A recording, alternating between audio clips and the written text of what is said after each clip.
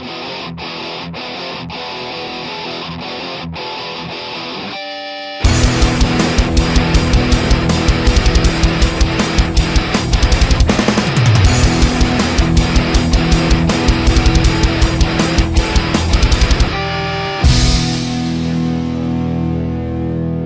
y'all, it's Heel Heat time.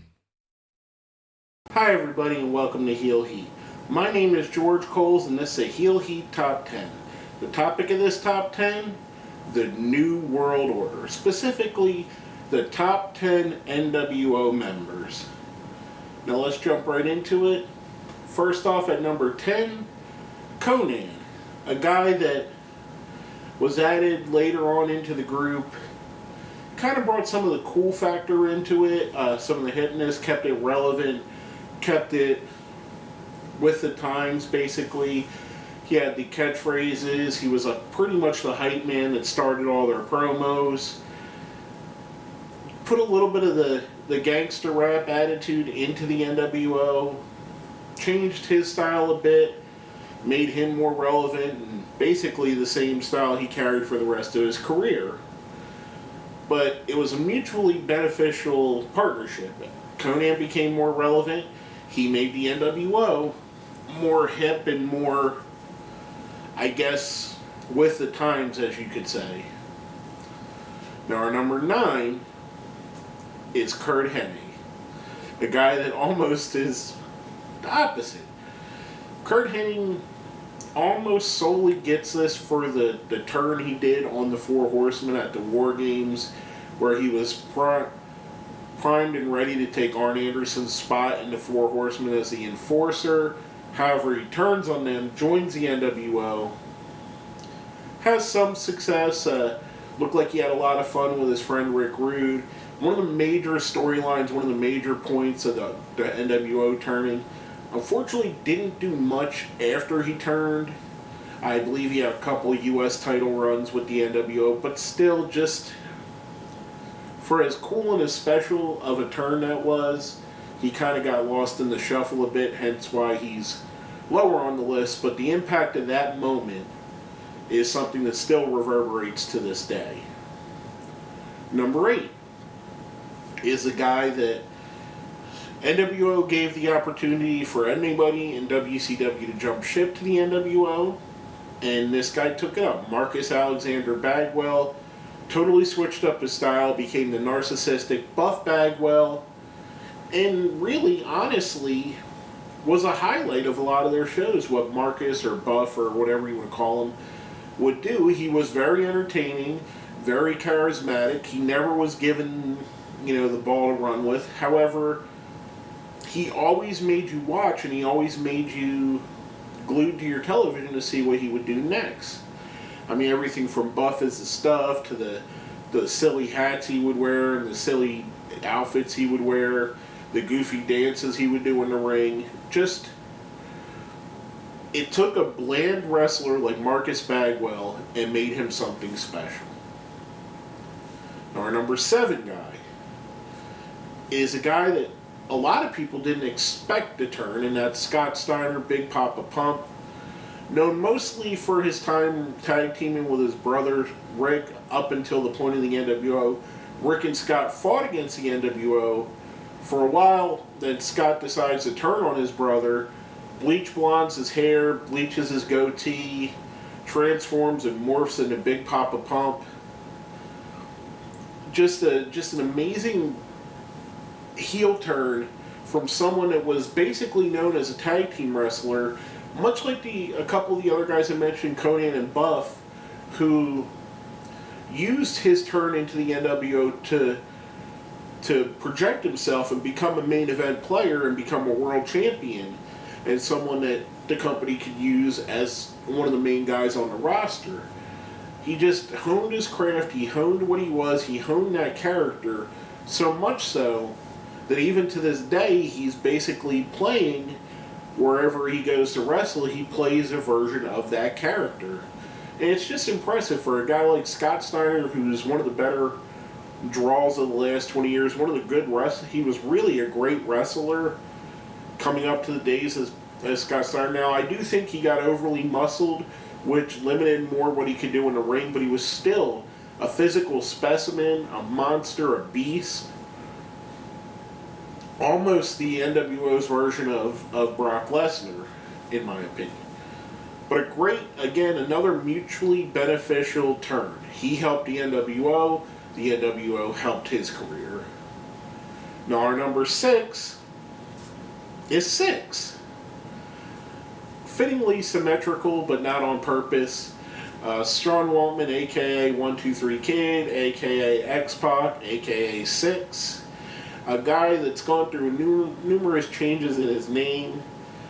However, he shows up, he's one of the first few members of the NWO, another guy that led to the invading faction of it, coming right off of WWE to come to WCW. First you see him in the crowd, then he joins in. Unfortunately for WCW, in my opinion, they fired 6 when he got an injury, fired Sean Waltman, who then went back to WWE, became X-Pac, helped DX become huge, which they were already there, but he helped continue to keep them huge after Shawn Michaels leaving. He was just a guy, like I said with Conan, he had the NWO attitude, he had the youth attitude, he had kind of the gangster rap attitude, he had the edginess that was needed at the time. At the time, you had the Attitude Era was revving up in WWE. You had ECW out there, and you needed these guys that had the edge to them, that were counterculture, that were different, that weren't just your normal everyday wrestling show. Unfortunately, WCW being short-sighted, lets go of 6. A lot of people have said it was to punish Hall and Nash inadvertently. I think they ended up punishing themselves, because I really do think, especially that Monday Night Raw after WrestleMania 14 when he joins DX and he comes out and they give him a live mic to cut a promo, I think he's one of the guys that really helped the WWE or WWF at the time turn the corner and start winning the ratings war, whereas he could have been a valuable asset as part of the NWO still, in my opinion. Now our number 5 guy, 5, it's not Booker T, even though he was in the WWE version of NWO. We're talking about Masahiro Chono, the leader of NWO Japan. Now, for those of you that watched mainly WCW, maybe a little bit of New Japan Pro Wrestling, you might be questioning why Chono was up so high. Here's the thing. Chono became the leader of NWO Japan, or NWO Gundam, or whatever. They had a couple different names they called it there, and he took the NWO over there to New Japan Pro Wrestling and became their biggest heel there. And he pretty much was the Hulk Hogan of Japan at the time. He was, just doing the same thing the NWO was doing in the States, Chono was doing in Japan, and leading the NWO revolution over there, which was why he's so high on our list. Masahiro Chono, leader of NWO Japan, or I prefer NWO Gundam. I think it's a cool name. Now our number 4 guy, the Macho Man, Randy Savage. Another guy that not many people expected to turn to NWO, especially since the NWO basically debuted beating him, Luger, and Sting, who actually all eventually became NWO members, surprisingly. Even Sting, which we'll get, that's a different story for a different day. Sting should have never been part of the NWO. I don't care if it's Wolfpack or whatever. But that's a different story. We'll talk about that some other time. Right now, we're talking about one of the all-time greats, Macho Man Randy Savage. The madness, everything about him, with Elizabeth in tow, his feud with DDP, his semi-feud, his feud with Hulk Hogan over control of the NWO. He was just Macho Man Randy Savage, and one of the biggest stars that's ever been in the sport of professional wrestling, a household name, and just a tremendous athlete, a tremendous wrestler, just a great guy, and one of the real spark plugs of the NWO. One of the guys that really was special and really made the NWO look like an elite group, because you had elite talent like Randy Savage in there. But I could go on and on about the Macho Man Randy Savage, one of the greatest wrestlers that's ever done it. Any way you cut the bread, he's just an amazing talent. Now, our number 3 is Macho Man's sometimes friend, lots of times enemy, Hollywood Hulk Hogan. Now, the moment at Bash in the Beach 1996 where Hulk Hogan turns heel and joins the NWO is one of those moments like America landing on the moon, like the Kennedy assassination, like the Berlin Wall coming down. For professional wrestling, Hulk Hogan turning heel is just as big of a moment as any other moment you could think of. Whether it be Rock beating Hogan, whether it be Hogan slamming Andre the Giant, whether it be Cena versus Rock. There's never been a bigger moment in the sport that sent shockwaves throughout the sport of wrestling that are still reverberating to this day. Hulk Hogan, the quintessential face, the guy that nobody expected to ever turn heel, turns heel and becomes the 3rd member of the NWO, joins up, wins the world title, becomes the leader of the NWO, changes his career, gives himself a whole new attitude, a whole new style, lays into the cocky side of Hulk Hogan, and just does an amazing job of being a heel, which is something that no one expected from him. Which leads us to our number 2. A guy that nobody expected to show up on WCW television. That's Big Sexy Kevin Nash. Now, before Nash signed with WCW, 2 weeks before he shows up there, he's wrestling as Diesel in the WWE. Part of the reason why the NWO was so successful was the introduction made it seem like Hall and Nash were coming from WWE and invading the WCW. It's something that, at the time, wrestling magazines had always had these big what-if questions. What if Hulk Hogan fought Ric Flair? What if Shawn Michaels wrestled Sting? What if Diesel went to WCW to wrestle Vader, or whoever at the time? There was always a question, WCW versus WWE, and they made it really feel like that was what happened.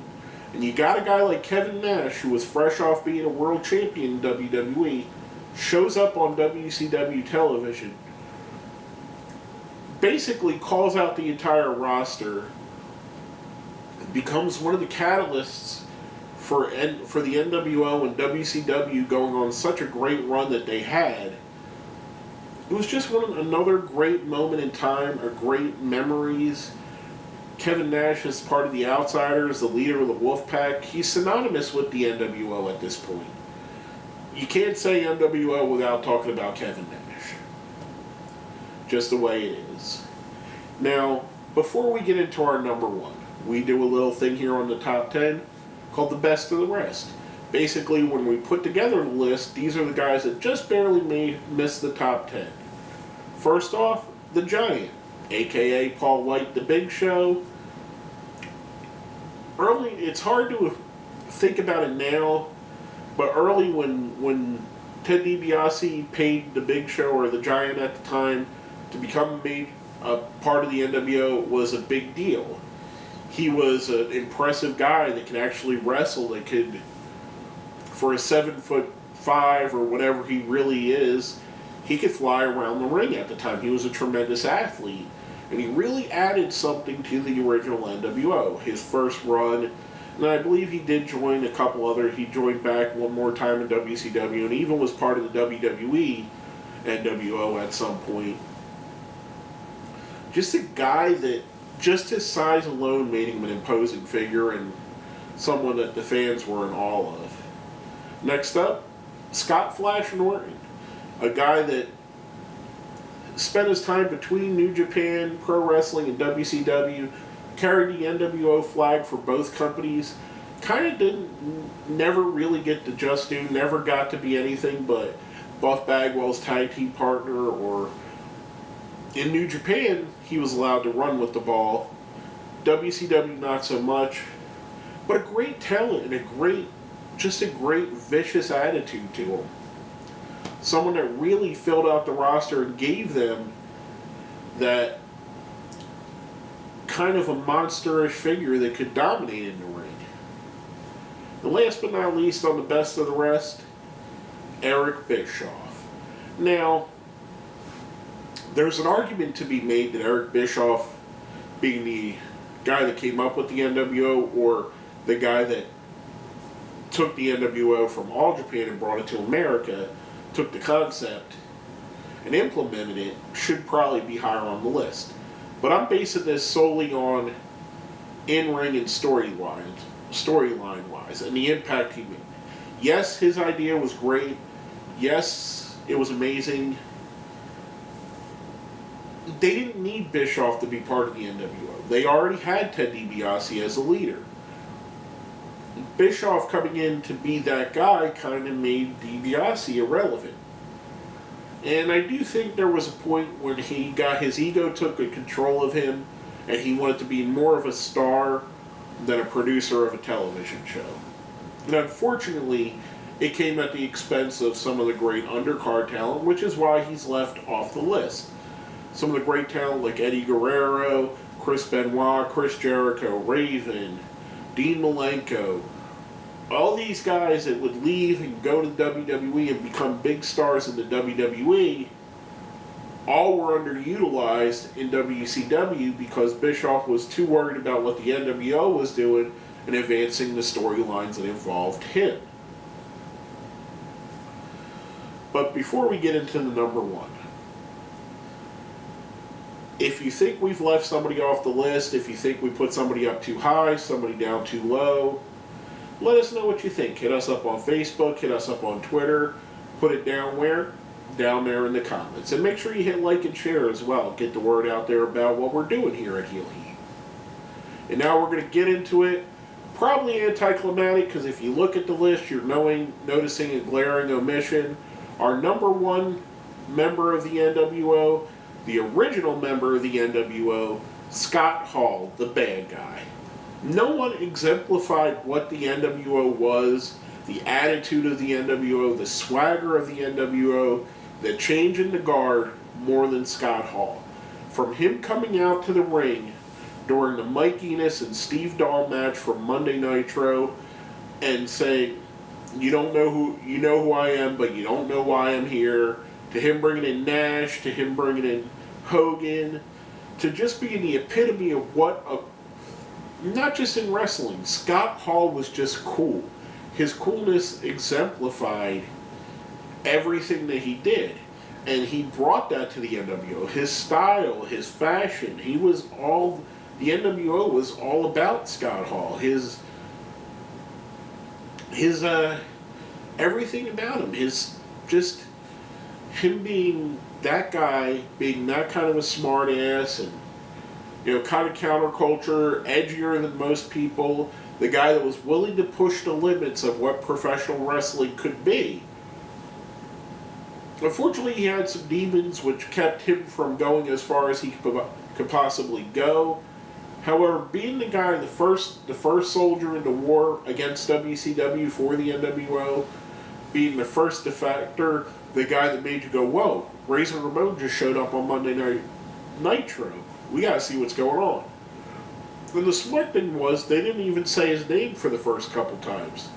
So you assumed it was Razor Ramon because you know him as Razor Ramon. But just a great wrestling talent, the epitome of the NWO, swagger, attitude, style, willingness to push the boundaries, willingness to go over the boundaries at some points, and just make wrestling fun and cool to watch. 9 times out of 10, if Scott Hall was on the wrestling card, he was the highlight of the night. Whether he was cutting a promo, whether it was in the ring where he's one of the best in-ring wrestlers there's ever been, he was a guy that kept you entertained. no matter what. But basically, that's all I have to say about that. My name is George Coles, and this has been a Heel Heat Top 10 of the nWo members.